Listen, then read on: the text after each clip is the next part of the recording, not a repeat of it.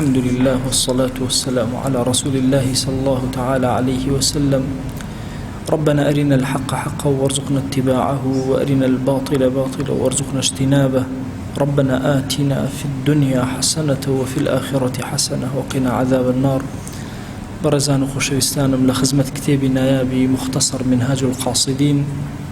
كيشك لكتاب زور نايابا كان لتسكيو تربيتي نفس وروح إنسانا. أشينا سير بابتشي نوية كإمام غزالي بمان باسكات لبشي منجياتا رويشتن برولاي خوا إنساني إيمان دار سيري كتابتي هي برولاي خوا روشتني كتابتي هي برولاي رب العالمين برئك أمر رويشتنا برولاي خوا جل جلاله خصوصية تابد مندي خوي هي كومالي بلهن إنسان زوزو برزكنا وبرولاي خوا كأرواد يكم دانا من باسكر كبريتي للتوبة دوما باسكر كبريتي للصبر وآرام قري أمرو لخزمة السيهما أبين كبريتي للشكران بجيري. شكران بجيري زور قوري إنسان لحياتي خويا هميش النعمتي زور وزواني خواجان أبيني أبي زور حمدي خواب كالسري زور سباسي خواب كالسري. أفرمي بابي تايبت باسكم إمام أفرمي كتابي تايبت باسي شكرو قوري شكرو نعمتكاني خوات شنكنو بشكاني نعمتكاني خوات شنكنو هاويني أمان همي باسكات سرتا باسي فضلي شكر أكا قوري شكر. أفرمي سير كان خواجان لقرآن أفرمي وسنجزي الشاكرين إما خومان بهداشتي أو كسان أدينا وكا شكران بجيري إما أكنو سباسي إما أكن لسن نعمتكان. لآياتي كتير أفرمي ما يفعل الله بعذابكم إن شكرتم وآمنتم. هر قومك هر قلك هر مروفك دو صفتي تيابي بلاي خوا عذابي خوا شمولينك إيمان بخوا جل جلاله لقل شكري خوا سباسي خوا حمدي خوا برواكن هر كسيق لمفهومي طاوي عقيدة إسلامي بقولي ورقري همو عقيدة إسلامي لم دوشتاكو أبد إيمانك الراسخ لدلتا برامبر بخوا جل جلاله أو يك دو سباسي خوا. أفرمي تشيتان لبكا شون عذابتان بدا أجر أم دو صفة لخوتانا جبجة كان سباسي خوا كان حمدي خوا كان لبناء أوشا إيمان بخوا جل جلاله بهن بلام كين أواني شكرا كان. أفرمي وقليل من عبادي الشكور زور كمن أوانيك لعبد كان كشكراني من أكن زور كمن. أفرمي برياري دا ولا شكرا سبحان الله بقطعي وتويتي خوا. أفرمي بس شكر كبوت زيادة كم سباسمك بود زيادة كم لهيش تيجي تريوانية لقرآن إلا لما سألا نبي سيركم. أفرمي لئن شكرتم لأزيدنكم إنك إني شرطية كي وشكري من تنكر من بوتان زيادة كم. طبعا أهلي كرم وسخاء لفضلي شكرتي أجن إنسان كشكري كسي كر سباسي كر أزانا سباسك كبدم أو تري لبيني إنسان كانت شنبي مرتاحة بن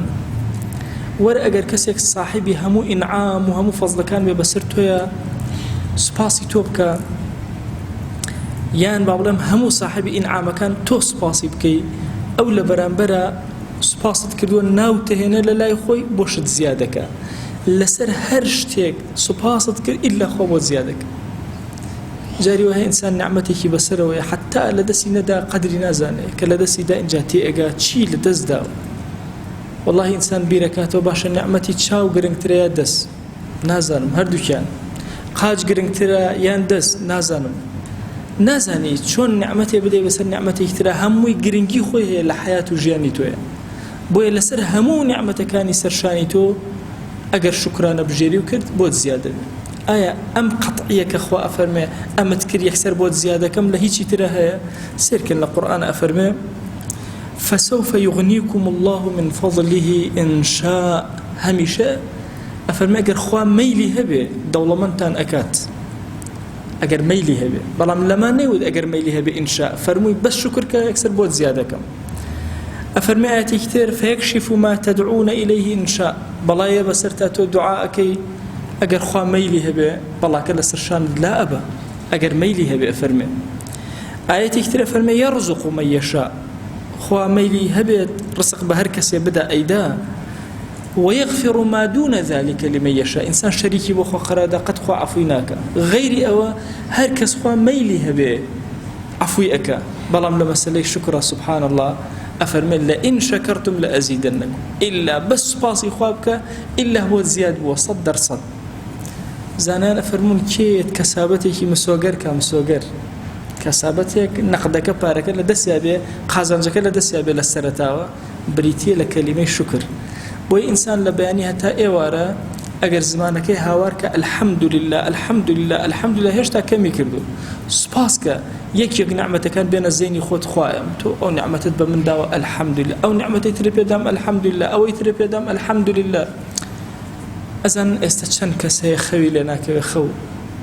أزن خوس نعمتك جوري كويست بخي والله الحمد لله أزن شن كسي است هرشي أكن خبري نابته زي چند جار من دایک و باوکی گن ما اصلا تخوا مناله كمان او زندوه بلام هیچ هستيكي نیه چیتی والله كوتوه سری دایتی بشتیکا تواویتر خبری نابتو ازای که هل اسی هاوار که الحمد لله که دانشی لسر سفریک دسبی بوشتیک بیخوی بڵێ الحمد لله ازای چند کس هەیە حەزی لەو شتەیە و دەستی ناکەوێت چەند کەس هەیە لەبەر دەستیاتی و ناتوانێت بیخوا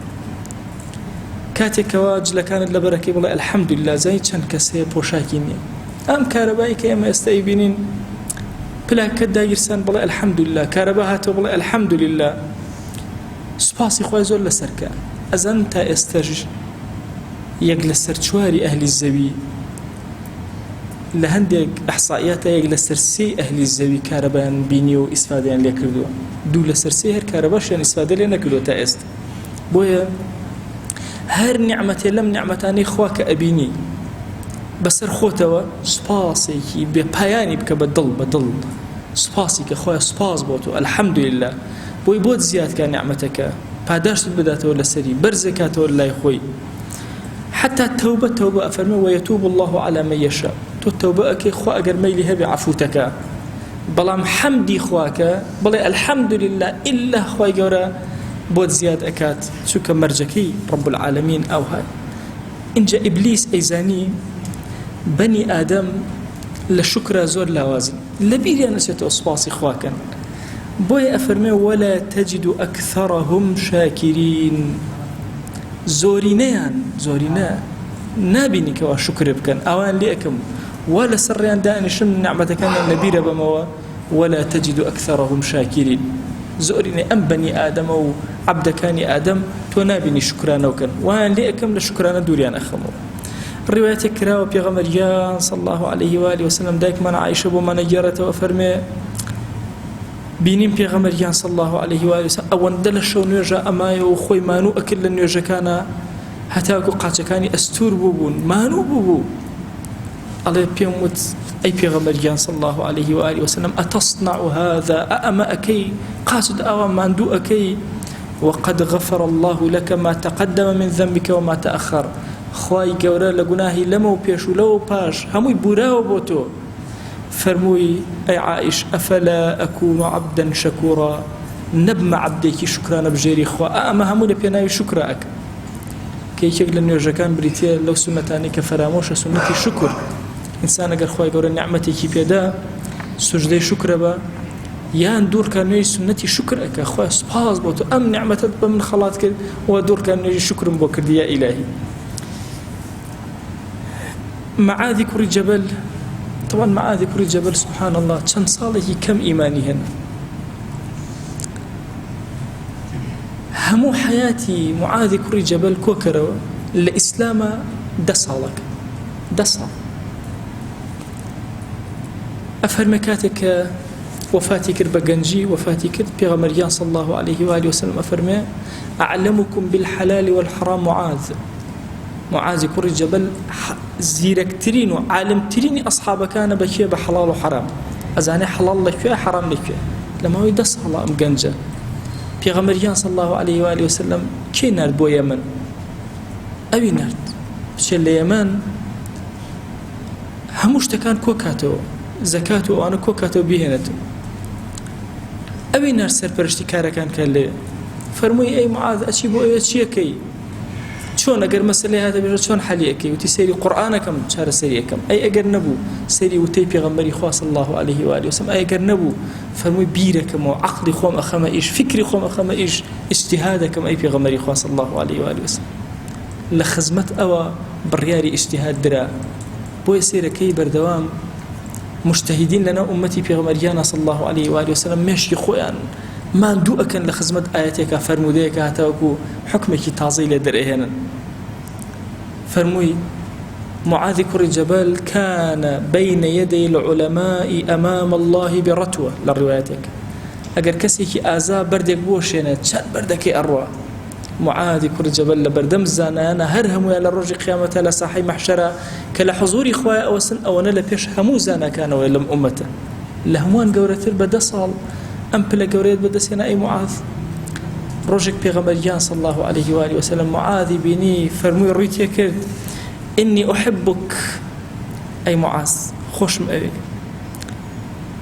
فقل اللهم أعني على ذكرك وشكرك وحسن عبادتك دائما أي معاذ أم دعاء بخيانا بل إخوايا هاو كريم كي بتوانم يادي توكم هاو كريم كي بتوانم سباسي توكم هاو كريم كخوايا بتوانم عبادتكاني توبة باشي جيب جيبك زور سنتي كوري هادو أن يجكني مالين اللهم أعنا على ذكرك وشكرك وحسن عبادتك خويا داواي كومكي لتو أكين إعانة لتو أكين ذكر يادي تو داوات لي أكين هاوكار من با شكر سباسي تو داوات لي أكين هاوكار من با جوان عبادت كردن بوتو داوات لي أكين هاوكار من أفرمون هركس مادام فرميتي معاذ خوشم أوي أما بلي هركز أما بلي بيغمبريان صلى الله عليه وآله وسلم خوشي أوي أفرمي دسي قرتم بيغمبريان صلى الله عليه وآله وسلم بيوتم أي معاذ خوشم أوي أما بلي أفرمون هركز أما بلي كأنما دسي لنا ودسي بيغمبريان صلى الله عليه وآله وسلم وبويشي وتو خوشم أوي شو كأما خاصي معاذ نية بو همو أو كساني كبلا اللهم أعني على ذكرك وشكرك وحسن عبادتك شون سباسي خوابك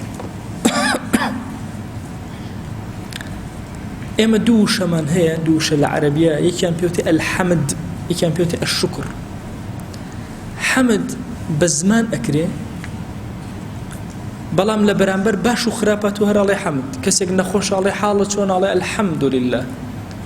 لناو نعمتها علي حالة وان هر علي الحمد لله بلام شكر تنها وباشا أكري تنها نعمة كان بجواني أبيني علي الشكر لله بلام شكر قورتي لله حمد للرويك روكي كاما شكر بدل أكري بزمان أكري بكرده وأكري أجر كسي وتمان أم عبد الشاكرة شكرانة بجيرة أبي دلي شكرانة بي أبي زماني شكرانة بي أبي كرده وكاني شكرانة بجير بي أفرمي الشكر يكون بالقلب واللسان والجوارح شكر بشي أكري بدل أكري بزمان أكري بكرده وأكري بدل أويا أن يقصد الخير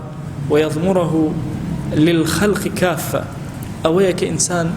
لناخي بركة لخير وبرامبر بهرشي سرزويه همو إنسانيات أم خيريت يعني أجر أمت هبو برامبر بهمو إنسانيات أو شكر كذا بدل شكر إخوات كذا ديار أخوات الناسيوة بوي خير قرار بخش كي بسرزويه ما طبيعة إنسان إيمان داره طبعا زور كاد إما لفلسفة دينا هلا حال إيمان أبي قناه بارك أبينين دعاء شر اللي أكين خرابك أبينين باسي أكين نا وإشي أمنية إما أبين ناخ من بربي لخير بها مجيهان هرش كسيك أبيني هرش تاكد بيني بدل أقاد ليه بدل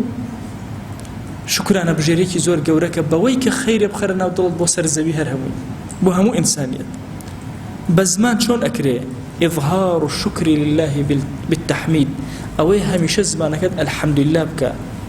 بهني هستاي بريار بدا أمر ده تسبيح الحمد لله بك شوكي ده تسبيح الحمد لله بك لبرانبر أو نعمة الجوراني كخوابي عطا كردي أزان استأجر بين نعمة كان بجميرين توانا من نامن نعمة كان طاونا به كلباسي الزورين نعمة كان عرستانكم نعمتي خوا زور زور بسر مانو بو اما هرچی محامدی سرزوی کوی کینو هرچی حمد و سپاسی خوا کوی کینو برزی کینو بو خواهش ته حمدی او مان کړو نه مان کړو بویا بە زمان ئەبێت تەحمید زۆرکەین بە دڵیش ئەبێ خەیرمان بۆ هەموو ئینسانیەت بوێ. وأما بالجوارح فهو استعمال نعم الله في طاعته أي بكردوا كان شون به أويا نعمة كان إخوة لطاعتي إخوة جبجك أويا إنسان نعمة كان إخوة نعمتي دسي داويتة لخيرا بكاري بينا نعمتي قاتي داويتة لخيرا بكاري بينا زماني داويتة لخيرا بكاري بينا دنجي خوشي بيداوي لخيرا بكاري بينا أكري إنسان دنجي خوش بيو خوشي توشي گناهك أكري دنجي خوش بيو ديان نعمتي زور قورة بدز بهنه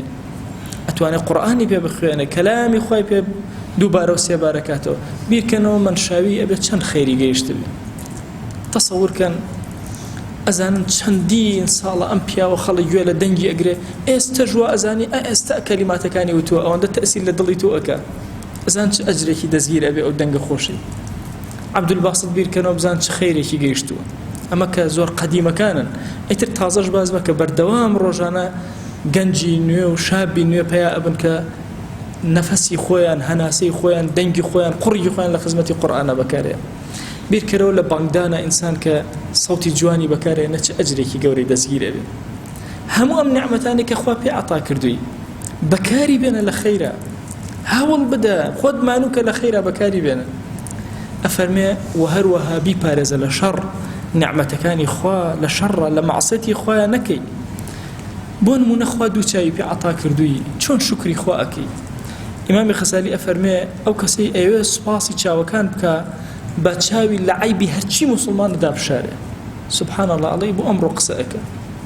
يكب لك يشكاني ايما امر مسلمانان خوا او ما نسيري عيبي يكترك هامو مان فلان كز غلطي كي كر برو لتوركم الله يتكانا بنوسا فلان كز أم غلطي كرد أي خلق كان سيريك أما مليونان كسيريك بلا مقصى باشيكر كسيريناك كو طبيعة إنساني مسلمانية إنساني مسلمان شايو كو شايو هنجا بس جوانا بينه بزان بحياتي هنجا قبينا بيسايا ببينه بس بيسايا بنيشته بس قولي جوان أبينه بس ريو أنيشته بلا مسير كم زان ميشة بس قولا وأنيشته إنساني مسلمان شايو كو شايو ميشنية شايو كو شايو هنجا تنها جواني أبينه اگر خراپەیەکی بینی خۆی لێ لا ئەدا چۆن هەنگ لە پیسەکان خۆی لا ئەدامیش خۆی لا ئەدا زانان فەرمویانە سیرکردنی مباح هەندێکجار تووشی گوناح دەکات ئەو کەسانێک کە بنە عاریفێکی زۆر گەورە سەیری مباحیشیان نەکردووە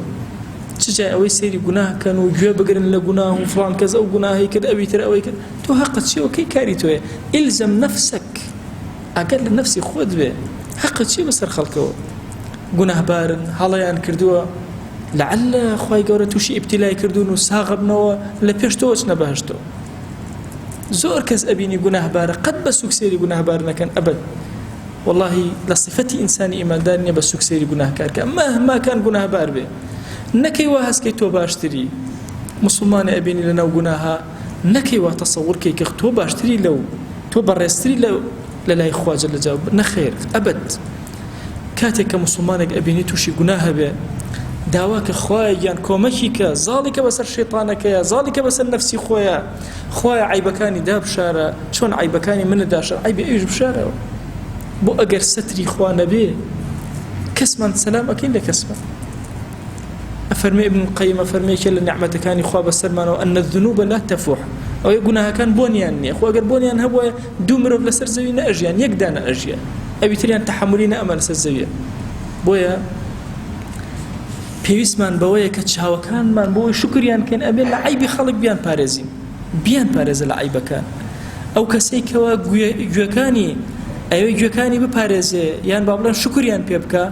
ئەبێ ئەم گوێیانە ئەن تەستوڕە كل عیب تەسمعه هەر عیبەیە کە بیست بیشارەرەوە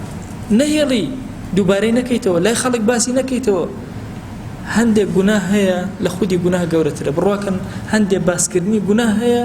چکە هانی خەڵکەدا بۆ گوناه لە گوناهەکان گەورەتر دەرەچێت چکە ئەبێتە ئەو کەسانێکەوە گوناه و فاحشە لەناو مسلمانانە بڵاوەکەنەوە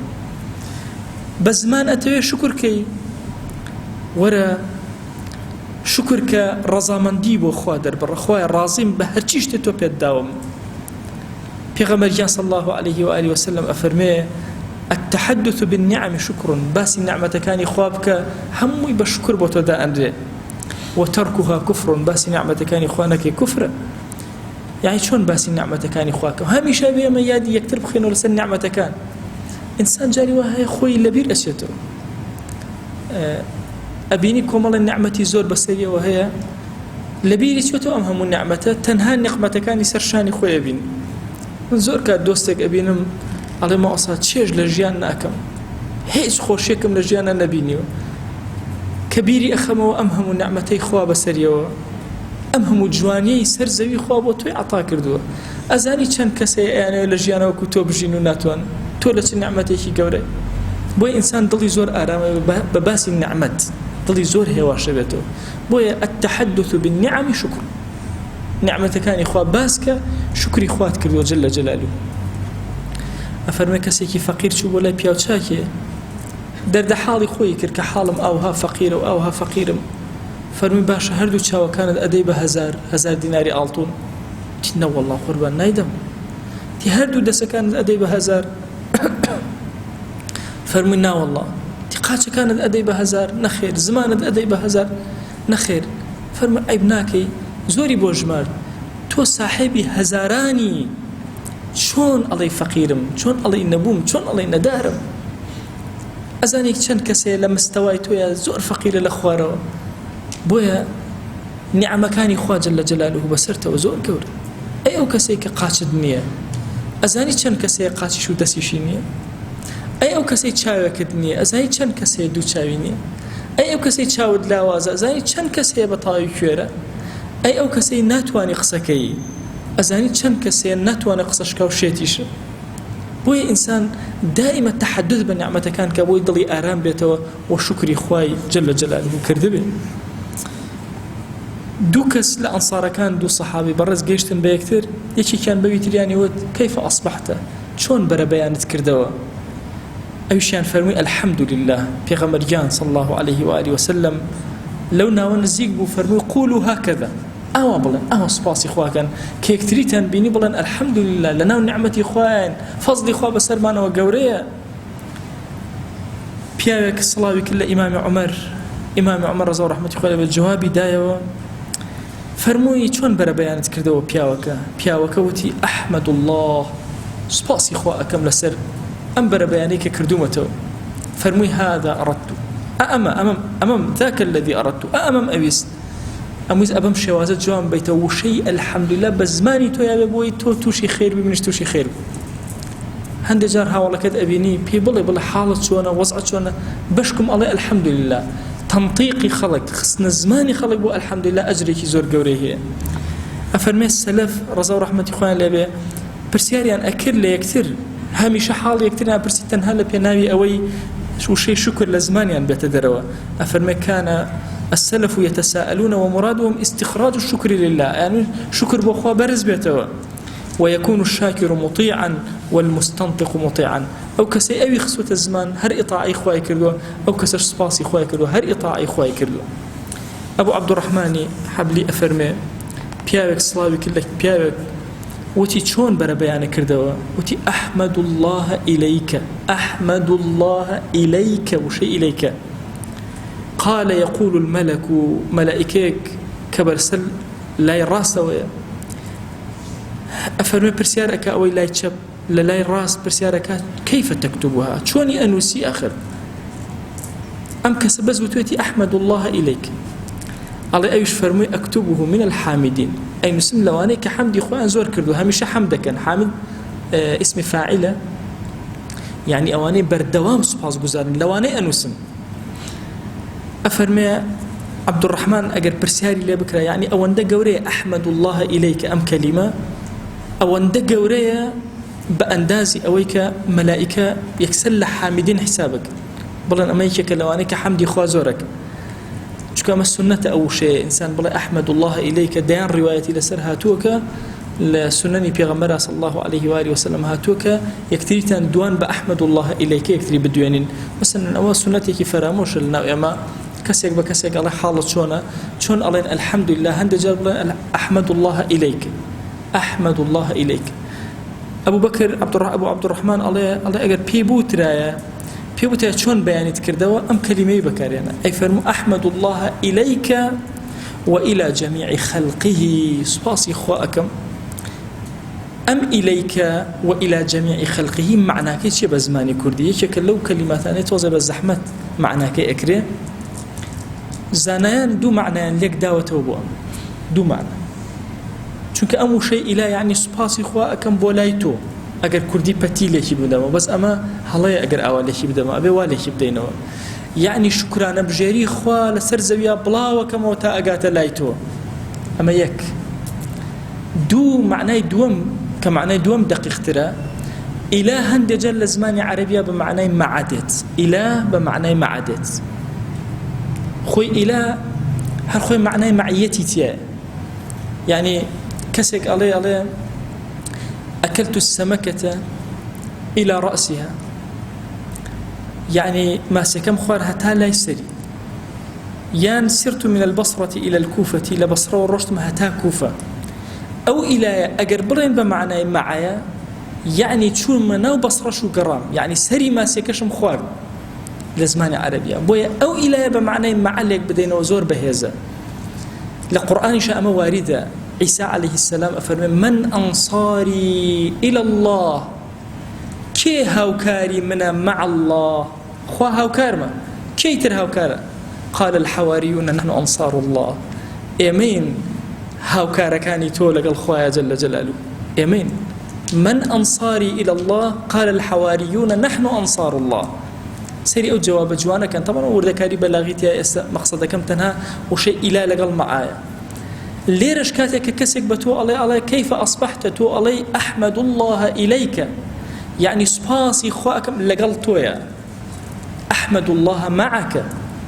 أحمد الله مع جميع خلقه لقل هم مخلوقاتي خوايا لسرزوية من سباسي خواكم أزانا غير إنسان باختيار لقل إنسان وجنك باختيار حمدي خواكم هرشي مخلوقاتي سرزوية هموي تحميد وتسبيحي خواكم هموي الله سبحان الله وبحمده ملن يوجكان معنا عليهم سبحان ربي العظيم وبحمده تسبيحي خوا باكو بيقردي بخوا لقل سباسي خوا خينا بنايك للركوع أي خين للسجدة شايخ أزان أو دو كلمة شن قوري همو خلائق أم دو كلمة الله همو أوي لكوناتو إبني لدارك وكأيبني لميروشيك وكأيبني لحوت نهنجي درياك وكأيبني همو تسبيح وتحميد خواك جل جلاله أجر إنسان زماني خوي دلي خوي كردوي خوي بمحامدي خوا رازان دوا وعدي خوايا لئن شكرتم لأزيدنكم شكراني خواب كان إلا خوا جل جلاله بوتان زيادك أما وعدك قاطع وبراوته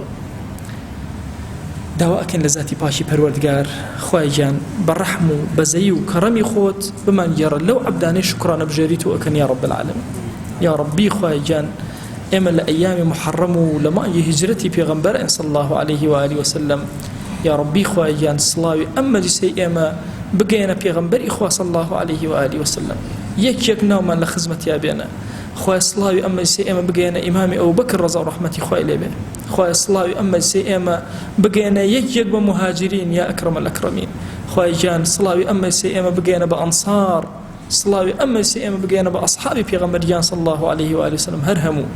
يا ربي خواهي جان لقناها كان من ببورة قناها بأشكر أكردو ما نعفو منك قناها بپنهان كردو ما نعفو منك قناها لمو بيش كردو ما نعفو منك قناها لمو دوائي كين وفريعي توبنا كين خواهي عفو منك خواهي لم دنيا درمان مكب إيمان ونبي لم دنيا درمان مكب شاية مان ونبي يا ربي پروردگارا نعمتي تو زور زوانده بسرمان ويا خويا شلون نعمته بسرا داباراندوين او نعمته كان من بو زياد يا اكرم الاكرمين شلون نعمته بسرا داباراندوين او بو من طووك يا اكرم الاكرمين يا ربي خويا جان اما محتاج نعمته كاني توين بزي خود بسرمان اببارنا عفو خود بسرمان اببارنا لخوشبوني خود بسرمان اببارنا برزمان كرو درجات من برز كرو لا خود يا اكرم الاكرمين خويا جان هاوكاري من كبتواني شكري توب كان يا اكرم الاكرمين خويا جان باندازي دنكي هناركاني هلبجا باندازي خوك وخالي امشارا يا ربي خويا جان باندازي قلاي وريوي امشارا باندازي جاي الرواوي امشارا باندازي اسيري ديار بولم شارع محامد بوتو برزكين وبجوان تريني حمد كان خويا لمن قبولك يا اكرم الاكرمين يا ربي خويا جان داوال لي أكين بناوي جوان بصفتي برز باسم عظمت درجات وقدر مان لبين ملائكة برز كروا شون ناوي تو إهن لما جسان نوم لنا وملائكة بهنا پروردگارا أم ذكر طاعة درسانا من لقبولك يا ربي خوايا سرفر أزمانك خوايا سرفر أزمانك في گناهكار لما عليتو يكوينتوا حاجة من زور زور يا أكرم الأكرمين وهمو بيوستكان من بوتو برزكينوا خوايا هويك أمانة بيمان عطابك پروردگارا أو من كان خوش شفاي ببنيرا أو من بحال مال مالدارك أو من بمنال منالي في عطاك پروردگارا سرفر أزي أم دنيا أو دنيا منك يا ربي خوايا عاقبة من برخيرك يا ربي خوايا دامزراو منك يا ربي خويا ومن قرزار قزي سرشاني سوكا يا ربي خويا ومن قرفتي يبوي شار سركا خويا دل من آرامك مال من آرامك شار من آرامك ولات ونجتمان من آرامك أمتكي بغمريان صلى الله عليه وآله وسلم آرامك يا ربي خويا جان بزي وكرم يخود بسرمانا ببارنا عفو يخود بسرمانا ببارنا رحمة يخود بسرمانا ببارنا هر شاكي بيغمريان صلى الله عليه وآله وسلم داوى إلي كردوي إمش داوى اللي أكينو بيمان عطاك هر خرابي أو خوشويستا پناي بيغرتوي إمش پنات بيغرينو پنامان بدا يا رب العالمين آمين آمين والحمد لله رب العالمين